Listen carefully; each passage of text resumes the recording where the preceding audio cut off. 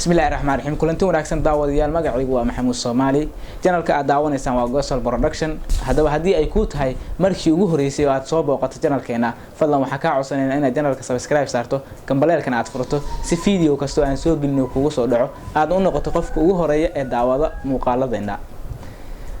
maanta waxaan idin wadnaa barnaamij cusub oo aan soo kordhinayno kaasoo YouTube-ka aan insha Allah hadda kadib soo gelin doono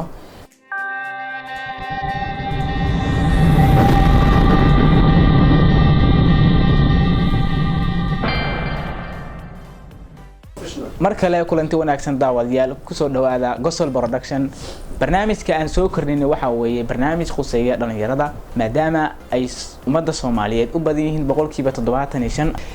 ay yihiin dhalinyaro sida daraadeed waxaan jeclaysanay in aan u kurgalno axwaasha iyo xaaladaha dhalinyarada sida kuwooda hal abuurka leh in ay idin soo gudbiyaan waxyaabaha ka guuxaya maankooda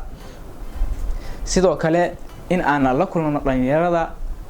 talentiga leh iyo iyaga wax curin kara sidoo kale waxaan jecelnahay in aan la kulno idinkaga soo diyaarino warbixino dhalinyarada hal abuurka iyo hibada u leh in ay dadka ka qosliyaan ama dadka madadaaliyaan barnaamijkaasi insha Allah waxa uu noo ahaan doonaa taxane balse idima oranahay in aan mar walba isku dayno in aan la kulno dhalinyaradaas